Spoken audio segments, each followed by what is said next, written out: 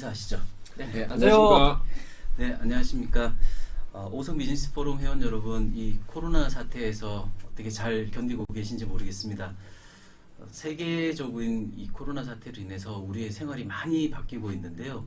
재택근무라든지 온라인 교육이라든지 이런 어떤 생활의 불편함들이 많이 나타나고 있습니다. 하지만 저희는 인류들은 항상 그래 왔듯이 분명히 이 사태도 이겨낼 거라고 생각을 합니다.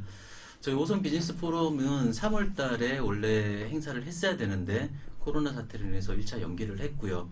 6월 달에 포럼도 7월로 연기를 해놨지만 또 7월 달에도 어떻게 될지 지금 장담을 할 수가 없는 상황입니다. 그래서 저희 운영진들과 회장단들이 회의를 여러 차례를 가졌고요. 일단 먼저 오늘 같이 영상 포럼을 먼저 시작하는 걸로 결론을 내렸습니다. 그래서 첫 회라서 좀 다소 미숙한 점이 있겠지만 여러분 지켜봐 주시고 첫 발을 내딛었다는 거에 좀 의의를 둘 수 있으면 좋겠습니다. 그래서 먼저 포럼 회장님이신 우리 박정선 회장님께서 인사 말씀을 해주시겠습니다. 예, 안녕하십니까. 오성 비즈니스 포럼 회원 여러분, 반갑습니다. 코로나19 사태로 인해 가지고 우리들 생활 전반에 많은 어려움을 겪고 있습니다. 우리 오성 비즈니스 포럼도 예외는 아닙니다. 사회적 거리두기로 인해서 3월달 그리고 이번 6월달도 정식 오프라인 모임을 못하게 되었습니다. 아까 사회자님 말씀하셨듯이 영상 포럼이라마 이렇게 여러분들을 만나게 되게 되어서 반갑습니다. 또 우리 인간이 얼마 전에 유인 우주선도 쏘아 올랐지만은 이 첨단 과학 시대에 살고 있지만 이 미미한 바이러스 앞에서는 무력한 모습을 보이고 있습니다. 서양 문화를 동경해 왔지만 이 코로나 바이러스 앞에서 민낯을 보았습니다. 그리고 우리 코로나 바이러스의 진단 키트 천종기 부회장님이 근무하시는 시젠 의료재단이 이 대한민국 방역의 선두주자로서 함께하는 모습을 보면서 우리 동문회 한 사람으로서 너무나 자랑스럽습니다. 오늘 이 자리에 너무 바쁜 관계로 참석 못하셨고 또 동문 여러분들께 안부 전해달라는 말씀 있었습니다. 네, 회장님 말씀 감사합니다. 본격적으로 오늘 대담을 한번 진행해 보도록 하겠습니다. 코로나 사태는 이 보이지 않는 세계가 보이는 세계를 뒤흔드는 그런 상황으로 설명을 할 수가 있는데요. 오늘은 보이는 세계 가운데서도 보험이라는 주제에 대해서 한번 말씀을 나눠보고자 합니다. 우리 보험에 관련해서 이동신 동무님을 모셨는데요. 잠깐 소개를 드리면 이동신 동무님은 저희 오성고등학교 18기 동문이시고 삼성화재에서 27년간 보험 관련 업무를 해왔습니다. 그래서 최근에는 하마터면 이런 것도 모르고 살 뻔했다라는 베스트셀러 책을 출간을 하셨습니다. 공교롭게도 오늘 참석한 저희 3명이 다 대한민국 5% 안에 들어간다는 2세를 찍은 작가들이 이렇게 모이게 됐는데요. 책에 관심 있으신 분들은 또 한번 찾아봐 주시면 감사하겠습니다. 우선 이동신 작가님이라고 불러야 될지 동무님이라고 불러야 될지 모르겠는데 인사 좀 해주시죠. 네, 반갑습니다. 이번에 새로 운영위원장을 맡게 된 이동신입니다. 원래 제가 아니고 우리 천종기 수석 부회장님이 이렇게 면담하기로 돼 있었는데 아시다시피 부회장님이 코로나 최전선에서 싸우고 계시다 보니까 워낙 또 바쁘시고 해서 제가 오늘 대신 면담을 하게 됐습니다. 제가 할 줄 아는 게 보험밖에 없어가지고 우리 상석 후배가 저한테 좀 보험에 대해서 물어볼 게 있다 그래가지고 이렇게 출연하게 되었습니다. 예, 감사합니다. 이제 최근에 이제 베스트셀러를 쓰신 또 자랑스러운 동문이라서 그래서 저희가 한번 모셔봤고요. 첫 번째 질문부터 한번 시작해 보도록 하겠습니다. 보험업계에 종사하시는 분이 특히나 현직에 계시는 분이 책을 쓴다는 게 사실 쉬운 일은 아니거든요. 그래서 어떻게 이 책을 쓰실 생각을 하셨는지 좀 말씀 부탁드립니다. 네. 사실 보험에 관한 책을 쓰면은 사람들이 좀 재미가 없어서 안 볼 것 같다는 거죠. 그래서 처음부터 보험책을 쓰려고 한 건 아니었고, 제가 몇 년 전부터 이제 수필을 쓰려고 준비하고 있었습니다. 수필이 뭐냐면은 이제 사람이 성장하고 어려운 역경을 어떻게 이겨내고 어떻게 성공하는지, 그런 그 내용의 수필인데 제가 이렇게 쓰다 보니까 이제 좀 의심이 든 겁니다. 내가 뭐 유명한 사람도 아닌데 내 수필 누가 볼까라기 좀 의심을 하게 되었고 그러다 보니까 야 그러면은 내가 그 가장 잘 아는 걸 먼저 쓰자 그래가지고 제가 보험에 대해서 이렇게 쓰게 되었습니다. 근데 막상 이렇게 출판하고 보니까 그 일반 사람들 그러니까 뭐 보험에 대해서 모르는 사람들도 제 책을 읽고 상당히 쉬웠다고 이렇게 말씀해 주시고 그다음에 또 저희 회사 사장님도 책 내용이 좋다고 이렇게 격려의 편지도 보내주시고 뭐 선물도 보내주시고 해서 기대 이상으로 이렇게 평가를 해주시니까 감사합니다. 예, 여러분도 꼭 한번 읽어보셨으면 좋겠습니다. 그 질문을 하나 먼저 시작을 할 텐데요.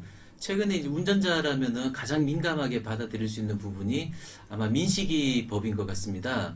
물론 아동들이 보호받아야 되는 것은 분명히 마땅한 일이기는 한데 사고를 낸 운전자에 대한 처벌 수위가 굉장히 높다고 해서 좀 말들이 많은 것 같은데요.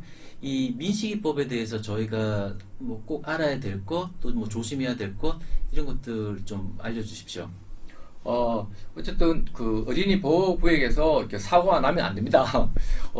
뭐 다른 사람들은 이게 뭐 보험회사에서 뭐 공포 마케팅을 한다고 하는데 제가 봤을 때는 공포 마케팅이 아니고 법 자체가 상당히 공포스러운 겁니다.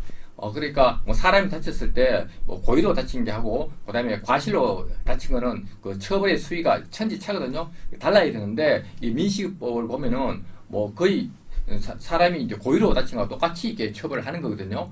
그다음에 혹시 그 출퇴근할 때 어린이 보호구역을 지나가시는 분들은 반드시 그 운전자 보험을 들어놔야 됩니다. 왜냐하면은 그 앞으로 거기서 사고가 나면은 그 보호자들 그 기대 수준이 상당히 높아집니다.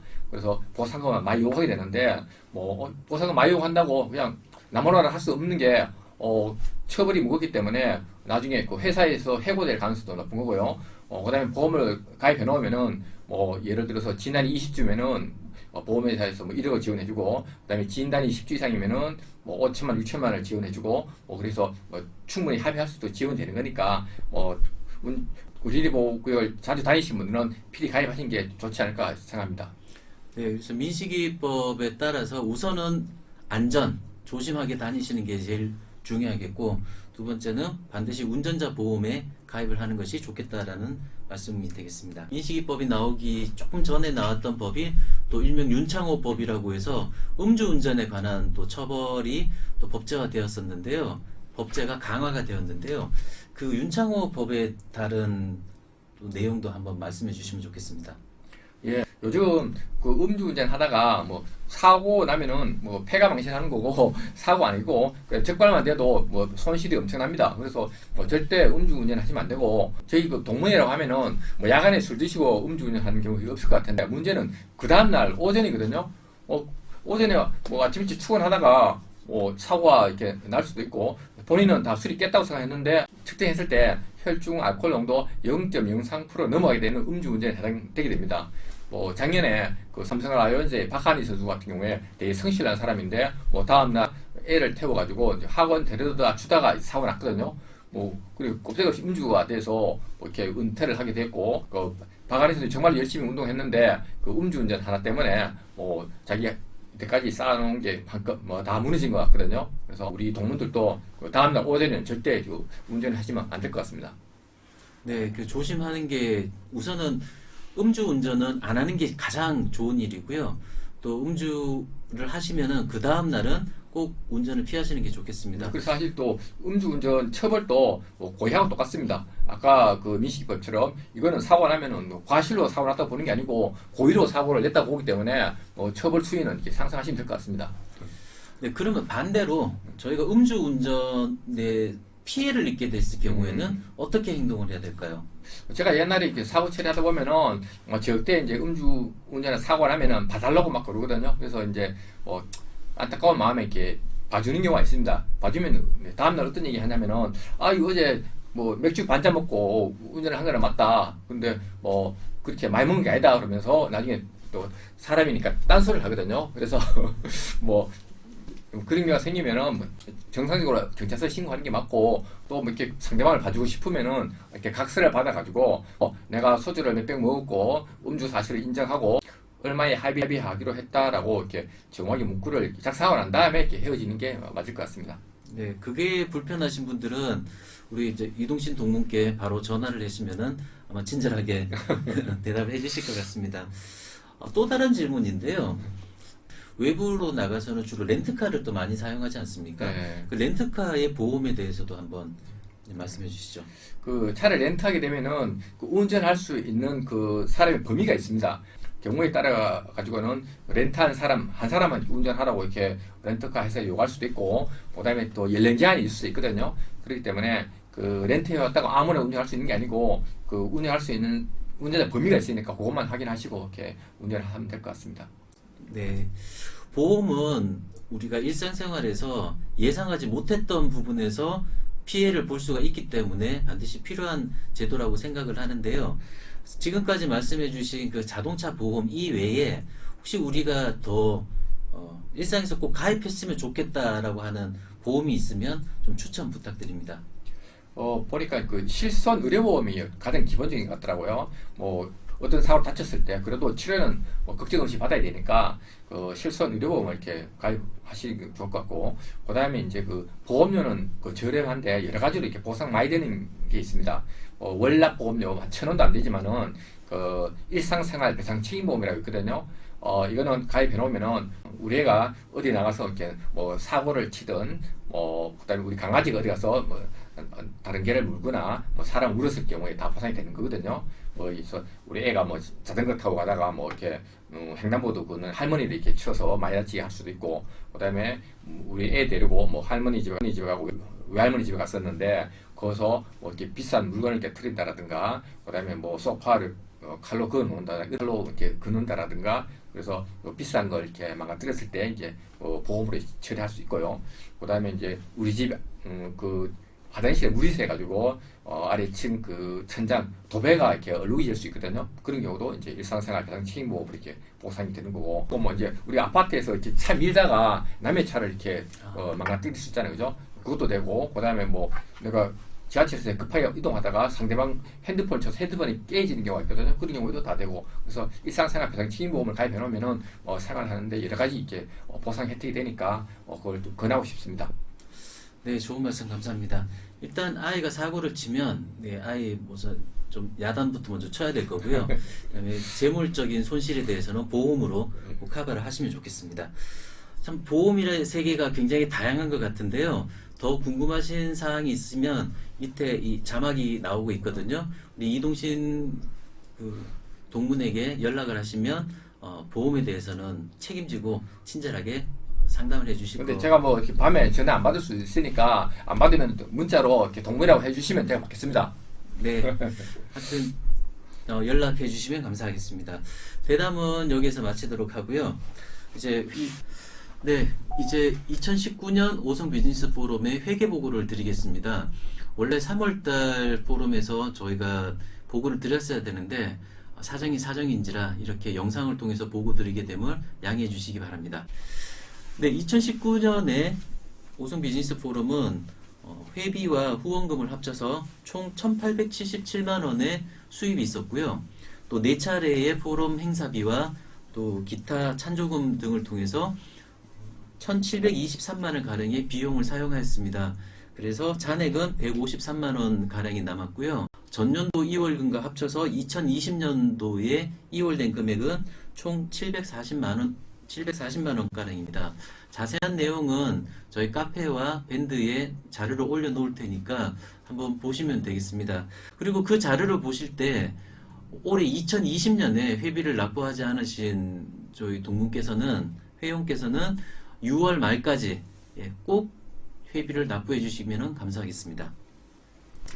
다음 공지사항입니다. 6월 포럼은 7월 14일로 연기가 되었습니다. 그런데 아시다시피 지금 코로나 사태 때문에 7월 14일에 해야 될 포럼도 또 연기가 될 수 있는 가능성이 있습니다. 그래서 운영진에서는 7월 초경까지 사태를 다 파악을 해서 여러분들에게 공지를 하도록 하겠습니다.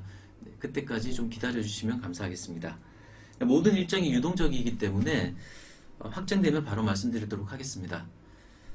그리고 6월 20일 토요일에 성산회가 남양주 예봉산으로 산행을 갑니다. 그래서 답답하게 집에만 계시지 마시고 성산회와 함께 산행도 한번 즐겨주셨으면 좋겠습니다.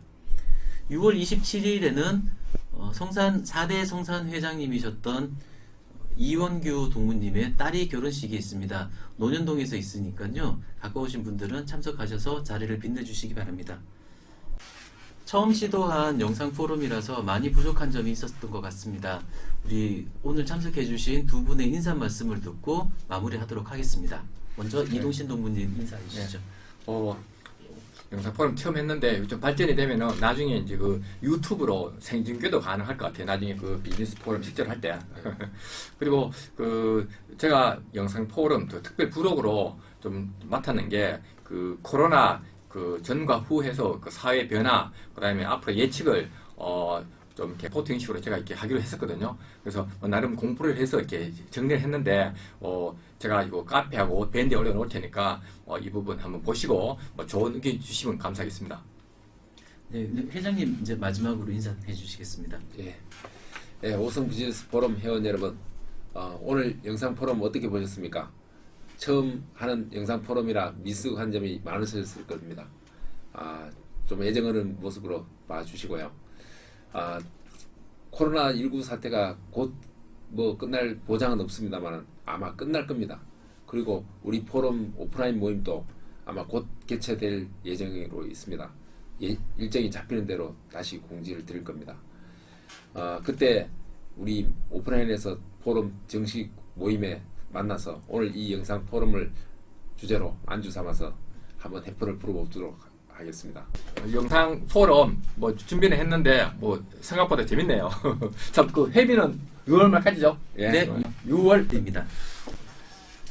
오늘 영상 포럼을 준비하느라고 수고하신 이동신 운영위원장님, 그리고 오늘 사회 보느라 수고하신 김상섭 위원님 수고 많았습니다. 감사합니다. 수고하셨습니다.